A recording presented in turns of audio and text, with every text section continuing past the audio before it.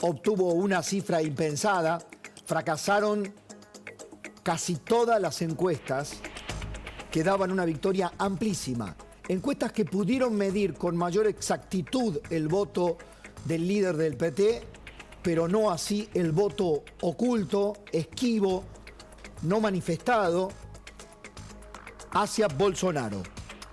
La segunda vuelta será la primera oportunidad para tener un debate cara a cara con Bolsonaro, dijo Lula.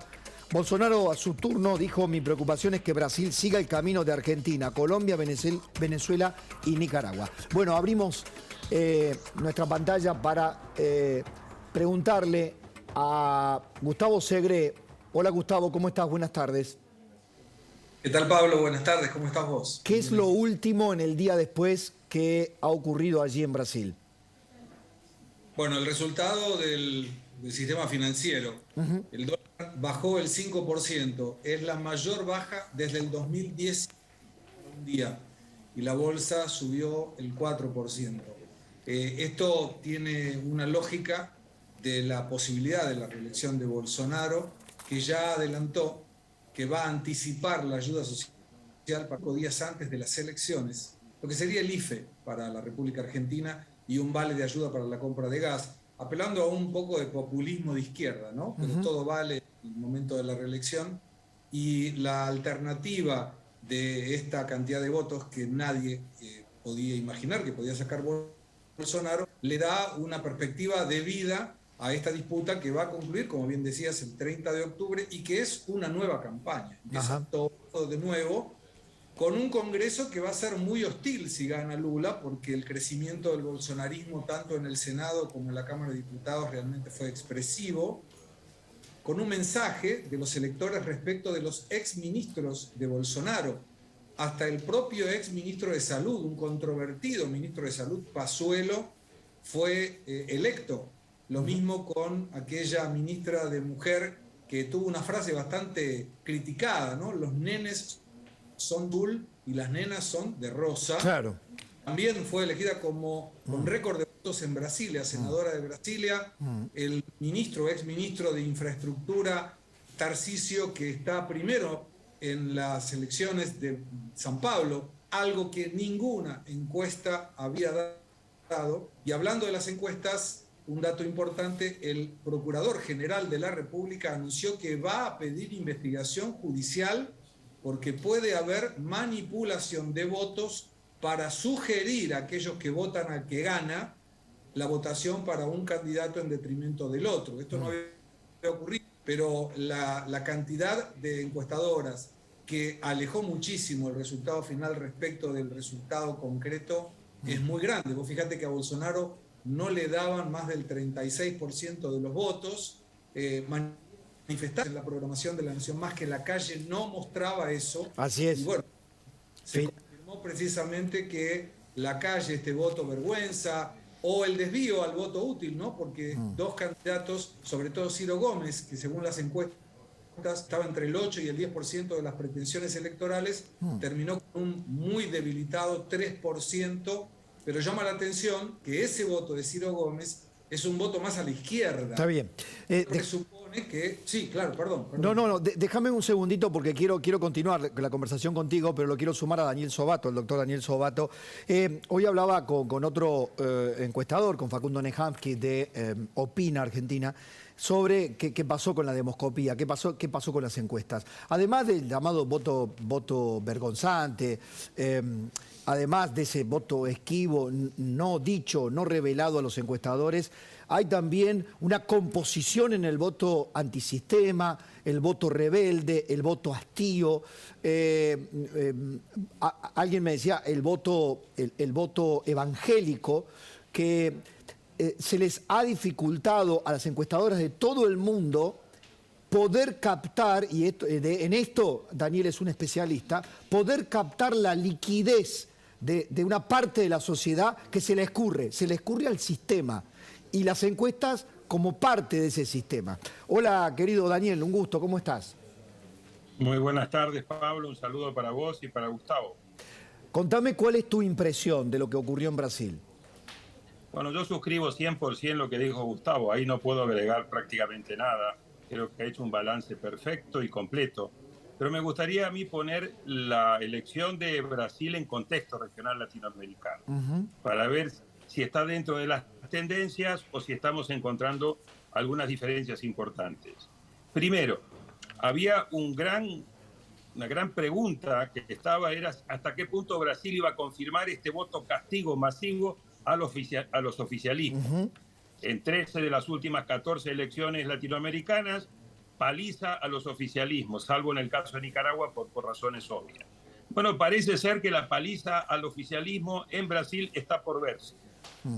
Entonces, ese es un primer lugar que tenemos que marcar. Segundo, esta es una mega elección, porque le hemos puesto mucho foco a la elección presidencial, pero muy bien señalaba Gustavo, de que aquí hay que tener una doble mirada. ¿Qué pasó en lo presidencial? Bueno, en la presidencial Lula sacó una ventaja importante, pero un tercio de lo que le daban las encuestas. Le daban 15 puntos, le daban 12, sacó apenas un 5%. Nada mal, pero no era esa ventaja contundente que se esperaba, o que definiera la presidencia en primera vuelta, o que no definiéndola en primera vuelta fuera tan grande la brecha que prácticamente la segunda vuelta estuviese asegurada para Lula. Ese no es para nada el escenario. ¿Qué estamos viendo? Primero, la dificultad en América Latina de ganar en primera vuelta. Todas las elecciones en Sudamérica tuvieron que ir a segunda vuelta. Chile tuvo que ir a segunda vuelta, Ecuador a segunda vuelta, Perú a segunda vuelta, Uruguay a segunda vuelta, en el caso de Colombia a segunda vuelta. Las únicas dos segundas vueltas que no fueron las de Argentina, por su sistema de balotaje muy propio, y Luis Arce en Bolivia. Segundo, en esas segundas vueltas, ojo, porque en 3 de las 5 donde hubo balotaje en América del Sur recientemente, hay reversión de resultado. Es decir, que el que queda en segundo lugar después gana la elección. Le pasó con Boris en Chile, pasó con Luis Lacalle Pou en Uruguay, pasó con Lasso en Ecuador. Solamente Castillo y solamente Petro repitieron el triunfo de segunda vuelta que habían tenido en primera vuelta.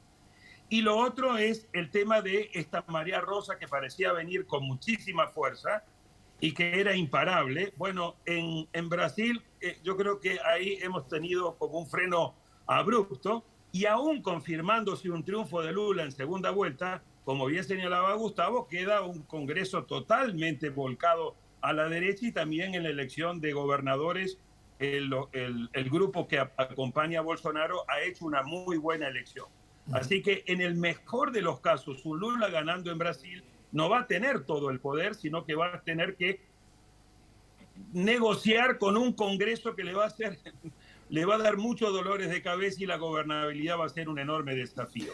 Dos tendencias en contra de Bolsonaro, y cierro acá. Primero, los presidentes últimos que han querido reelegirse perdieron. Perdió Macri en el 2019 en Argentina, perdió Evo en el 2019 con una crisis política mayúscula, cuando antes reelegirse era bastante fácil.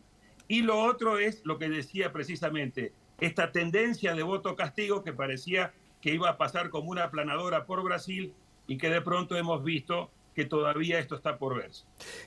Pregunta para ambos, empezando por ti, Gustavo. ¿Qué se espera de Bolsonaro?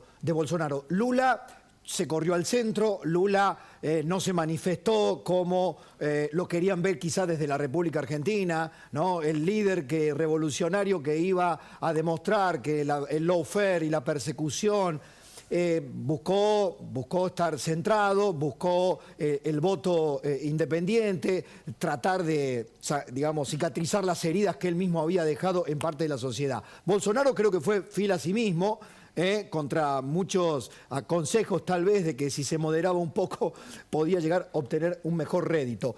Bien dijiste, Gustavo, que el balotaje es una campaña en sí misma. ¿Qué se espera? ¿Qué esperan de uno y de otro?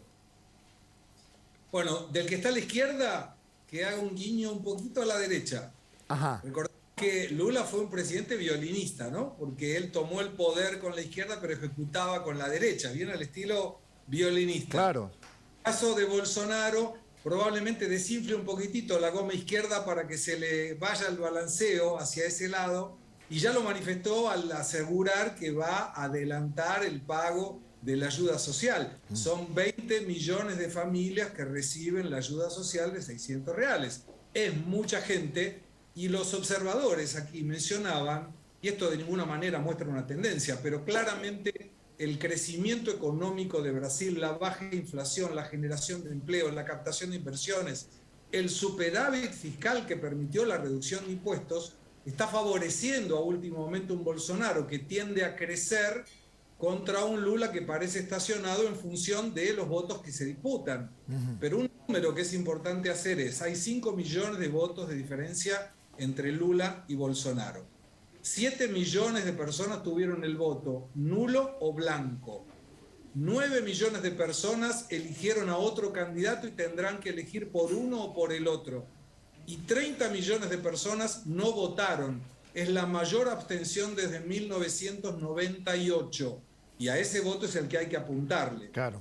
Lula precisa 1.800.000 votos en función de los que votaron, pero se especula que la cantidad de votos en la segunda vuelta va a ser mayor. Y ese es el desafío. ¿Qué impulso, qué incentivo puede tener aquel que votó en blanco o que no votó para volcarse finalmente en la segunda vuelta? Te lo pregunto, Daniel. Mira, yo creo que acá ambos tienen que salir a pescar. Primero, las segundas vueltas por lo general tienen un nivel de participación electoral más bajo que las primeras vueltas, porque hay muchos que se quedan sin candidatos. Pero en las elecciones muy competitivas, y esta te garantizo va a ser la madre de todas las elecciones de la segunda vuelta, por lo general ese nivel de competencia hace que aumente la participación. Ahí coincido también con Gustavo, de que creo que vamos a ver una segunda vuelta posiblemente con un nivel mayor de participación electoral. ¿Hacia dónde van a pescar? Básicamente les queda muy poco donde ir a pescar.